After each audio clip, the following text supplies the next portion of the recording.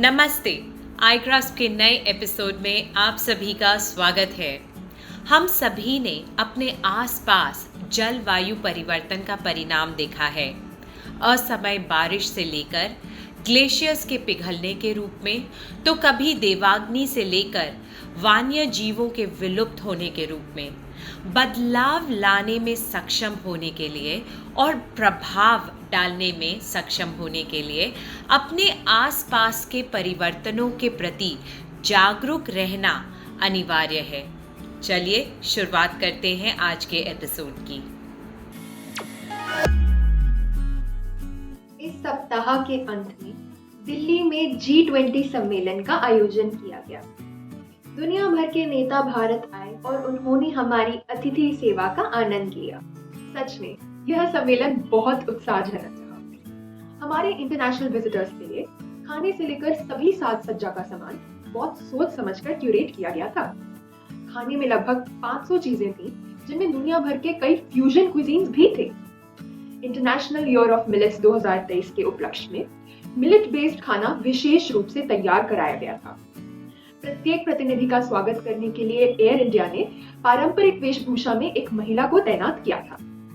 इस सम्मेलन से पहले जनता के लिए वेस्ट टू आर्ट पार्क खोला गया था। इस पार्क में राष्ट्रीय जानवरों और पक्षियों के 22 स्कल्पचर्स हैं, जो पूरी तरह से स्क्रैप और वेस्ट मटेरियल से तैयार किए गए हैं। यह एक पृथ्वी, एक परिवार, एक भविष्य के थीम को पूरी तरह सिद्ध करता है। इसी हफ्ते की शुरुआत में शिक्षक दिवस के उपलक्ष्य में प्रतिष्ठित राष्ट्रीय पुरस्कार शिक्षकों को दिया गया। इसी अवसर पर श्री नरेंद्र मोदी जी ने भी अपने कार्यालय में इस पुरस्कार के विजेता शिक्षकों से बातचीत की। क्या आप सब जानते हैं कि पूरे देश में शिक्षक दिवस डॉक्टर एस राधाकृष्णन की स्मृति में मनाया जाता है। वह हमारे देश के दूसरे राष्ट्रपति थे। ये पुरस्कार कठोर परिश्रम करने वाले शिक्षकों को दिए जाने वाला एक शानदार सम्मान है। इस साल कड़ी जांच के बाद 45 शिक्षक चुने गए। क्या आप सभी ने अपने शिक्षकों को धन्यवाद करते हुए उनका अभिवादन करा? पिछले हफ्ते भारतीय मूल के थर्मन शनमुगरत्नम 1 दशक से भी ज्यादा अवधि में इस पद के लिए सिटी स्टेट के पहले चुनाव में जीत हासिल करने के बाद सिंगापुर के नए राष्ट्रपति चुने गए। क्या आपको मालूम है कि थर्मन सिंगापुर के पूर्व उप प्रधानमंत्री भी थे।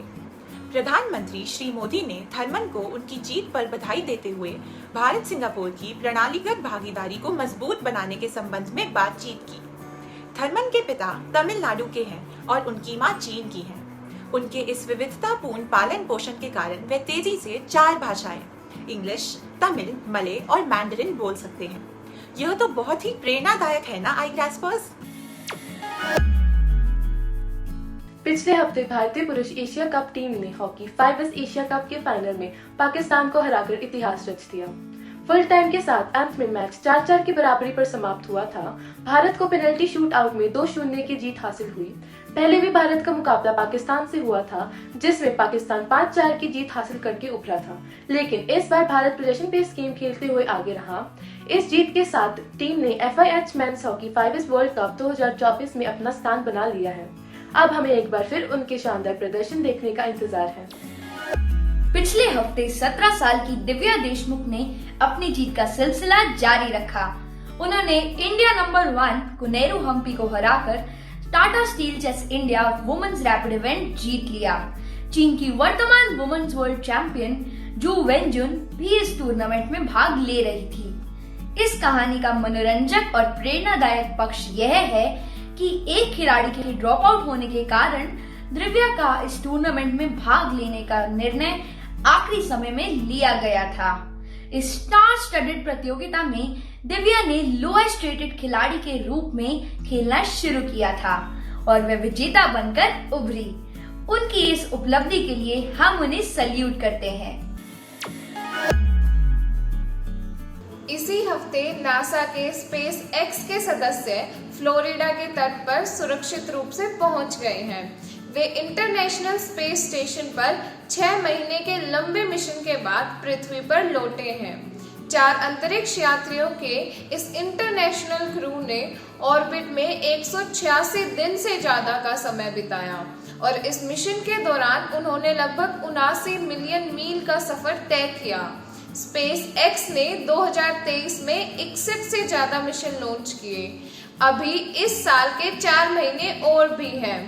इस मिशन के क्रू में यूएई एस्ट्रोनॉट सुल्तान अल नयदी भी थे, जो स्पेस के एक्सटेंडेड मिशन में जाने वाले पहले अरब अंतरिक्ष यात्री हैं। इस टीम ने कई साइंटिफिक एक्सपेरिमेंट्स किए हैं। अब हमें उनके इस जानकारी के बारे में सुनने का इंतजार है। पिछले हफ्ते भारत द्वारा अपने पहले सोलर मिशन आदित्य L1 का सफलतापूर्वक लॉन्च किया गया। चंद्रयान 3 की सफलता के बाद यह एक और नया इतिहास बनेगा।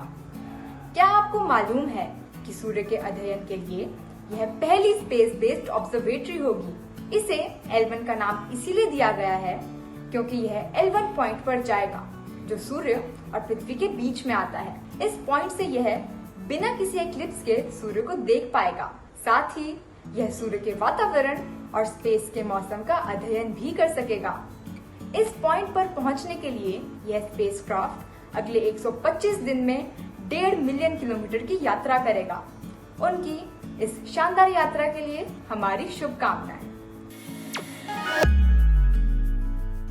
क्या आपने कभी किसी मगरमच्छ से दोस्ती करने के बारे में सोचा है? हालांकि यह एक डरावनी कल्पना लगती है।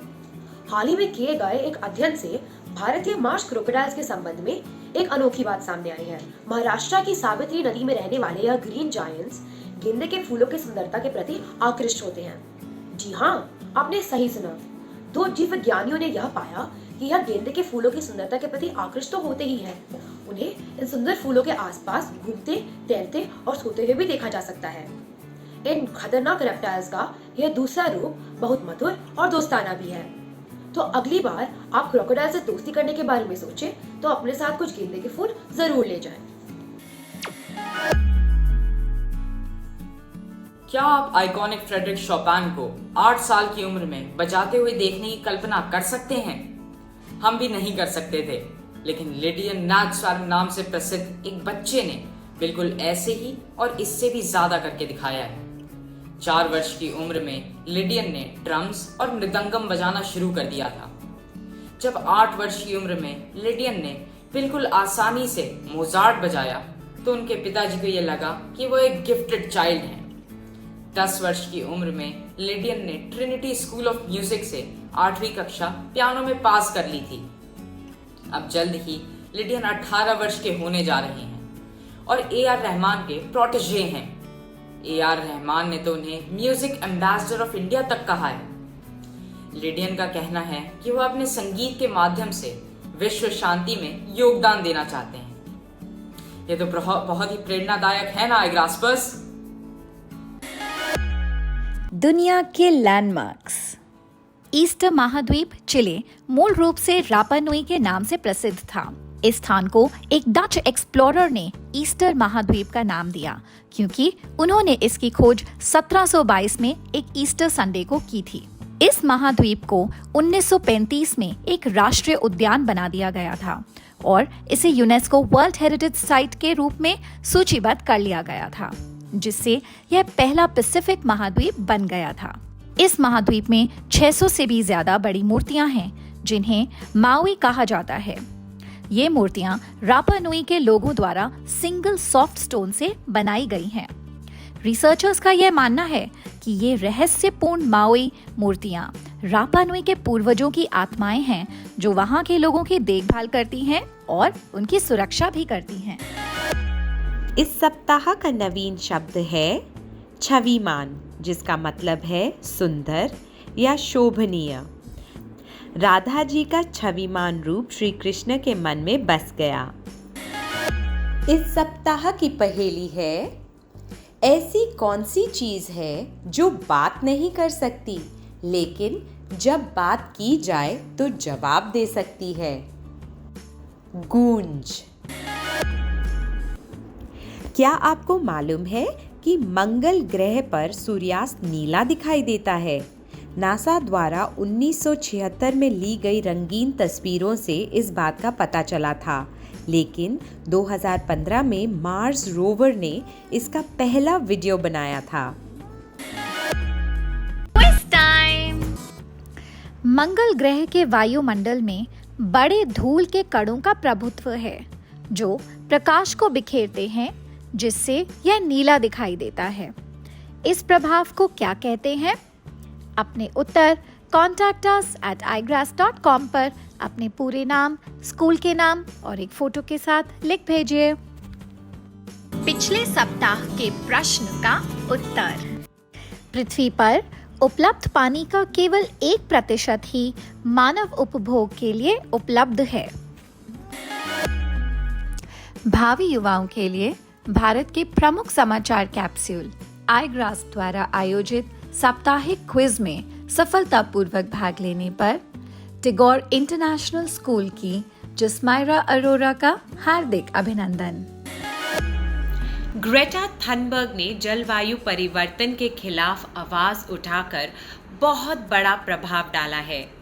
ग्रेटा ने एक साधारण टीनेजर होते हुए एक जुनून के साथ बदलाव लाने की दिशा में काम किया है और मुझे विश्वास है कि हम सब ऐसा कर सकते हैं। आइए अपने पर्यावरण को बेहतर बनाने का संकल्प लें, जिससे ये दुनिया और बेहतरीन बन जाए। अगले हफ्ते फिर मुलाकात होगी।